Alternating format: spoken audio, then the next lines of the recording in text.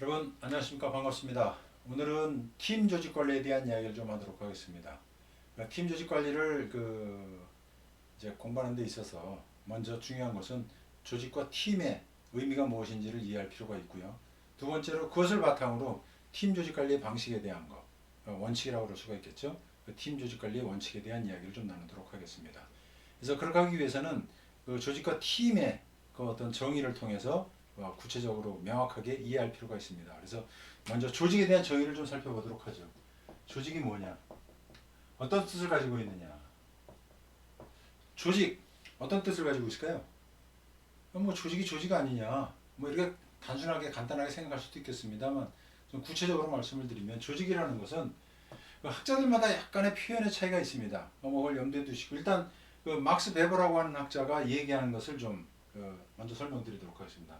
막스 베버는 특정한 목적을 가지고 있다 이렇게 얘기를 하면서 이 목적을 달성하기 위해서 조직 구성원 간에, 그래서 이제 조직 구성원이죠, 구성원 간에 상호작용하는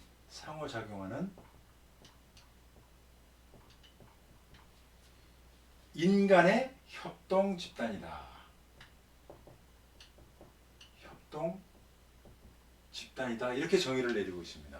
여기서 중요한 것은 뭐냐면 공동의 목적이라는 거고요. 조직 구성원이 상호작용한다라는 겁니다. 이 상호작용한다는 것은 서로 의사소통이 일어난다는 얘기거든요. 커뮤니케이션. 의사소통의 의미는 서로 상호작용하는 과정에서 쌍방향이죠. 쌍방향. 그냥 일방적이 아니라 상호작용하는 인간의 협동 집단이다 라고 이렇게 표현을 했고요. 또 다른 학자 바나드라고 하는 사람은 공동의 목적이라 특정한 목적이 아니라 공동의 목적이라고 표현을 했고요. 공동의 목적을 달성하기 위해서 좀 구체적으로 표현합니다. 공헌할 의욕을 가진 2인 이상이라서 여기서 2인 이상의 인간이 상호 의사 전달하는, 여기서 상호 의사 전달하는 집합체다. 이렇게 얘기를 했어요. 이 집합이라고 그러고, 이거 집단이라고 했고요. 약간 다른 의미를 갖고 있지만 내용은 거의 똑같은 내용으로 이해가 가능하지 않습니까? 두 사람 이상이라는 거예요. 이것도 사람이죠. 이상의 인간이 상호 의사 전달한다고 그러고 상호작용이라는 표현을 했어요.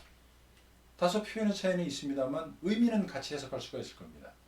뭐 또 다른 학자의 연구에 의하면 카츠와 칸이라고 하는 사람이 있는데 이 사람은 공동의 목표라고 해서 공동의 목표라는 말을 씁니다. 공동의 목표를 달성하기 위해서 여러 가지 이제 가지고 있는 어떤 내부 관리 규제라든가 규정 같은 것들이 있잖아요. 그런 규제 장치라고 그러는데 이거하고 외부 환경 이런 것을 갖다가 이제 어떤 하나의 이제 관리 차원에서 적응 구조를 발달시키는 뭐라고 그랬냐면 인간의 집단이다.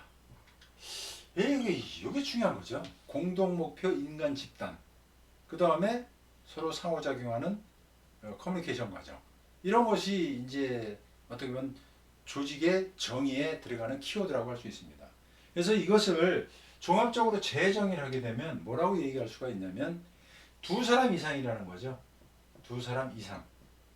그러니까 사람 두 사람인데 뭐냐면 공동 목표를 가지고 있다. 공동 목표 또는 목적. 괜찮습니다. 목표나 목적이나 같은 의미로 해석을 하면 되니까요. 이 사람들이 모인 사회적 구성체 또는 사회적 집단이라고 표현을 해도 될 것 같습니다. 그래서 조직을 재정의하면은 한마디로 얘기하면은 이 인상이 공동의 목표 달성을 위해서 모인 사회적 공동체 또는 사회적 집단으로 다시 재정의할 수 있을 것입니다. 여기에서 일반적인 조직은 이렇게 정의를 내리는데 그럼 팀 조직은 어떤 차이가 있느냐? 왜 팀이라고 했느냐? 팀이라는 거. 근데 이제 일반적인 조직에는 우리가 공조직, 사조직 여러 가지로 정의를 내릴 수가 있어요.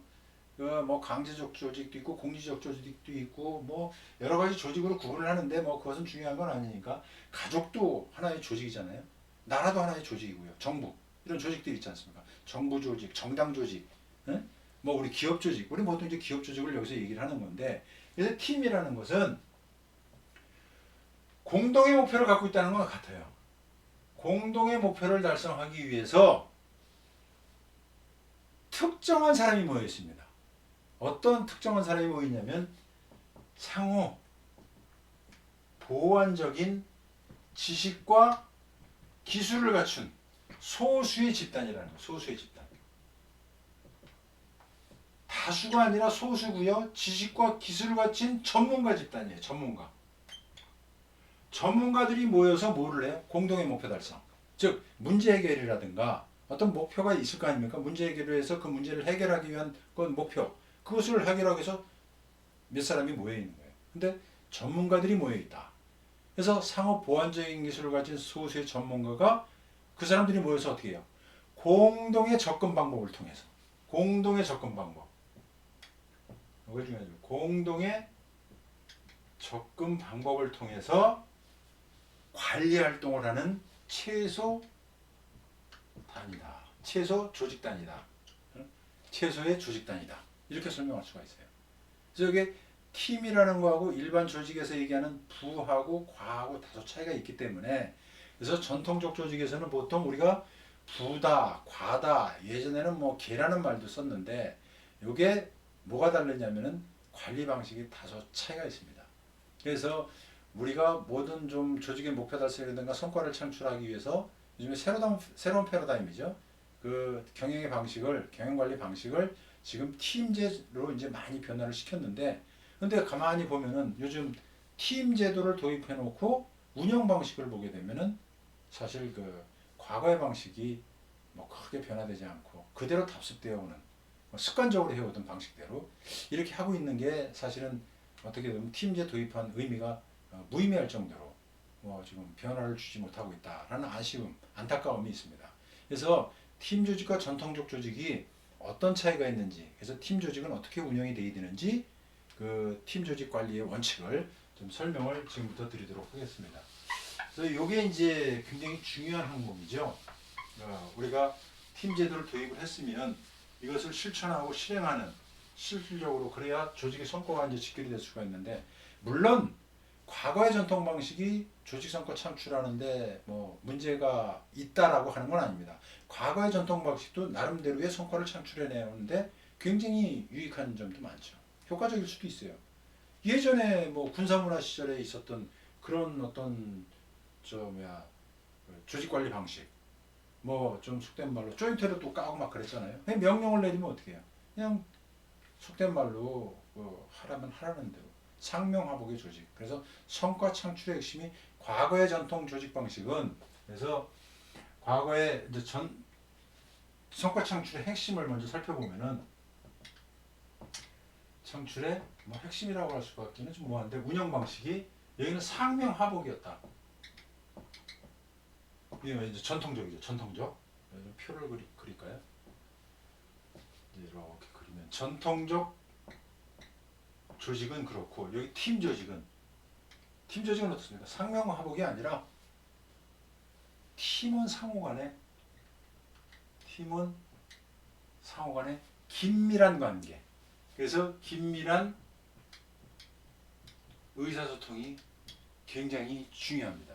그래서 여기서 나오는 게 뭐예요? 팀워크예요. 팀워크는 뭡니까? 협동, 협조, 협력, 이런 것들이죠. 팀원 상호간의 긴밀한 의사소통과 협동을 통해서, 즉 팀워크 형성을 통해서 성과가 창출될 수 있도록 가야 된다라고 하는 겁니다. 이게 이제 첫 번째 성과 창출의 핵심. 두 번째는 여기서 이렇게 뭐 이제 좀 그리자면 두 번째 뭐가 좋을까요? 두 번째는 업무 관리 문제 해결의 과정이, 문제 해결 과정 또는 업무 과정, 관리 과정이라고 할 수가 있죠. 관리 과정이 좀 다름이 있는데, 여기서는 관리자가 어떻게 해요? 계획 세우고 조정, 통제, 이런 일들을 관리자 중심으로 일이 일어났다는 거예요. 뭐 부장, 과장, 이런 조직의 어떻게 보면 리더라고 할 수 있는 그런 직함을 가진 그런 어떤 관리자에 의해서 조직이 이끌려갔죠. 관리를 해나갔죠. 근데 여기서는 어떻게 팀이라고 하는 집단이 하면 집단이 그러니까 공동으로 의사결정해서 계획 세운 것도 공동으로 계획을 세우고 그 다음에 스스로 같이 함께 통제 조치해 나가는 이런 과정을 거치는 거죠. 팀이 중심이 된다는 거예요. 여기는 관리자 개인이 중심이 되고 이런 어떤 차이가 있다는 거죠. 그래서 어떻게 운영되느냐 하는 것은 집단이 하느냐 개인이 하느냐 이런 정도의 차이가 있고요. 이거에 따라서 세 번째 리더의 역할이 좀 달라지죠. 여기서 얘기하는 부장, 과장, 팀장 이런 리더들이 있는데 이 리더 역할이 과거에는 주로 우리 리더들이 어떤 일을 했어요? 감시 또는 감독, 통제가 중심이죠. 물론 조종자의 역할도 같이 합니다. 그런데 개인이 감시, 감독, 통제를 하는데 이런 일을 주로 하고 있습니다만 이 팀 조직에서는 이런 역할보다는 일단 무언가 일을 만들어내기 위한 공유가 굉장히 중요해요. 무엇을 공유해요? 비전, 목표 같은 거 그런 걸 공유해 줘야 되고 일을 하는 과정에서 발생되는 다양한 문제점들이 생겨났을 때 책임 소재가 있게 되잖아요.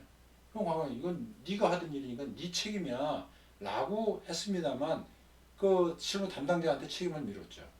근데 지금은 팀장이 지시 명령을 내리고 한 게 아니라 같이 협력을 해서 했기 때문에 공동 책임이에요. 공동 책임. 그러니까 책임도 함께 공유를 해야 돼요. 그러고 나서 성과, 어떤 결과가 만들어졌어요. 일에 대한 결과를 우리 성과라고 그러는데 성과가 만들어졌으면 성과도 함께 공유를 해야 됩니다. 이런 것들이 공유하는 시스템. 이게 굉장히 중요하다는 거예요. 그런 과정에서 뭐가 형성이 되냐면 신뢰가 형성이 됩니다. 신뢰. 트러스트 매니지먼트, 신뢰 관리라는 신뢰 경영이라는 말이 있잖아요. 이게 중심이 되는 신뢰 경영이라는 거예요.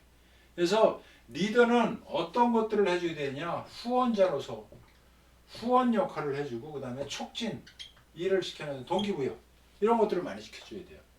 그러다 보니까 일하는 과정에서 감시 감독이 아니라 모니터링과 코칭이라는 얘기가 많이 나옵니다. 모니터링과 코칭, 성과관리에서 나오는 얘기죠. 모니터링, 코칭 이런 식으로 팀 조직은 변화가 되고 있다. 그런데 공부도 많이 하시고 그 모니터링, 코칭에 대한 게 우리가 이제 많이 지식적 차원에서 공부를 많이 했습니다만 운영 방식은 그렇게 안 되고 자꾸 이런 식으로 흘러가고 있다. 이런 과정에서 조직 구조가 어떻게 바뀌냐면 조직 구조 네 번째 조직 구조죠. 조직 구조의 변화가 이제 사실은 됐습니다. 그 조직 구조가 옛날에는 수직적 조직 구조였어요. 과거의 방식이죠. 그래서 이제 계층 구조예요. 계층 구조. 이게 피라밋입니다. 피라밋 조직. 그러니까 이제 이런 식으로. 그래서 팀 제도를 도입해갖고 상명하복하는 이런 식으로 위에서 밑에다가 명령 내리고 그러면 따르도록 하는 이런 그런 게 아니라 이 팀제가 됐으니까 뭔가 달라지지 않았나 싶어갖고 팀제로 했다 그러면서 어떻게 바뀌었냐면 팀장을 중심으로 모여서 그림은 비슷해요. 그런데 어때요? 지시 명령 내리는 건 똑같아요. 통제요. 이게 변화된 게 아니에요. 이게 대화형이라고 그러시는 나름대로 대화를 한다라고 그래요. 여기는 명령만 내리지만 쌍방향이지만 여기는 일방적이다라는 차이가 좀 있겠죠. 근데 실질적인 조직 구조의 모습은 어떻게 갖춰져야 되냐면은 팀장과 팀원이 같은 라인에 들어가 있어요. 여기나 여기 팀장이에요. 장. 다 똑같아요. 그런데 뭐를 중심으로 보이냐면 우리들이 추구하는 목표, 비전 이런 것을 달성하도록 하기 위해서 모여 있는 거예요. 그러다 보니까 수평적이다 보니까 이게 어때요? 책임 이런 것들을 같이 공유하게 되는 겁니다. 이런 것을 좀 더 발전시켜 나와서 나온 어떤 리더십 이게 뭐냐면은 조직 구조 모양을 꼭 굳이 그리자면은 똑같아요. 근데 여기 팀원들만 있는데 팀장은 어디에 가 있냐면 여기 밖에 나와 있어요. 팀장은 밖에 나와서 뭐예요? 도와주고 즉 후원해주고 어떤 일을 촉진시켜주는 역할을 하는 게 요즘 얘기하는 임파워먼트 리더십, 위임형 리더십. 이 리더십 스타일이 지금 다른 거죠. 그래서 여기서는 참여고요, 참여형이고 위임형이에요. 근데 여기는 지시형이고요. 리더십이. 이건 뭐예요? 대화형. 그냥 대화 정도만 하는 거예요. 대화형. 리더십이 이렇게 변화되기를 바라고 있는 겁니다. 팀 조직 관리에서는. 그런데 아직 우리는 위임을 좀 잘 못하고 있죠. 왜? 못하는 이유가 뭐냐? 믿을 수가 없어요. 우리 팀원 자체에 대한 뭐가요? 역량 같은 것을 갖다가 믿음이 안 가. 신뢰가 안 가. 그러면 어떻게 돼요? 내가 좀 못하니까, 능력이 부족하니까 그걸 배척하거나 배제하는 게 아니라 그 사람의 역량을 개발시키기 위한 노력을 해야 돼요. 그래서 뭐가 필요해요? 여기서 나오는 게 코치. 후원 촉진하는데 모니터링, 코칭이 이제 중요하게 됩니다. 그래서 나온 제도가 뭐냐면 요즘 HRD라고 하는 거예요. HRD. Human Resource Development. 그죠? 인적 자원 개발을 통해서 HRD라고 하는 거. 그래서 사람을 보는 시각이 과거에는 사람을 뭐로 봤어요? 우리가 중요하게 생각해요. 사람을 보는 시각 자체가 변화됐는데 패러다임이 바뀌었는데 예전에는 과거에는 뭐로 봤냐면 그냥 단순하게 사람을 하나의 노동으로만 봤어요. 일에 명령을 내리면 일만 해서 성과를 만들어내도록 하는 그러니까 시키는 일만 하면 되는 거죠. 거기에 따른 반대급부 급여가 됐든 뭐가 됐든 그래서 이제 보상을 해주는 이런 시스템이었습니다만 지금은 사람을 이렇게 노동으로 보지 않고 뭐로 봐요? 일은 스스로 할 수 있는 사람들은 능동적인 사람들이다. 그래서 자율형 인간으로 보는 거예요. 자율형이다. 인간 자체가 자율적이다. 그리고 사람은 자산으로 봅니다. 전략적 자산이에요. 우리가 미래에 지속 가능한 경영을 통해서 미래에 원하는 어떤 목표를 달성하기 위한 전략적인 자산이고 자원이다. 그러니까 자원이니까 뭘 해야 돼요? 개발을 해야 된다. 휴먼 리소스 디벨롭먼트. 인적 자원, 휴먼 리소스. 자원으로 본다 이거 자원으로. 그래서 그 자원들이 그냥 뭐 묻어두는 게 아니라 개발을 통해서 갈고 닦아야죠. 이게 뭐를 통해서? 육성이라는 정책, 교육훈련. 이걸 통해서 우리는 좀 더 경쟁력 있는 조직으로 만들어 가야 된다. 그래서 이 사람을 경쟁 우위의 뭐다? 원천이다. 이렇게 사람을 갖다가 조직 구성원들을 바라봐야 된다. 그래서 팀 조직과 일반적인 전통적 조직에는 이런 차이가 있다는 점을 염두에 두시고 요거를 염두에 두시면 돼요. 관리 방식이라든가 관리 과정이라든가 리더의 역할이라든가 조직 구조 사람을 보는 시각을 어떻게 갖고 팀 조직을 운영을 해나가야 되는지 이거를 염두에 두시고 관리를 해나간다면 보다 어떻게 보면은 조직 문화가 새로운 조직 문화가 뭐 만들어지면서 좀 더 자율적으로 스스로 창의력을 발휘하는 그런 조직 문화로 발전해서 더욱 좋은 성과로 창출되는 조직이 될 수 있지 않을까 이런 생각을 한번 해봅니다. 오늘은 팀 조직 관리 차원에서 그 팀 조직 관리의 원칙을 조직과 팀의 의미를 통해서 살펴보는 시간을 가졌다고 이해하시면 될 것 같습니다. 그럼 오늘 여기까지 하겠습니다. 수고 많으셨습니다.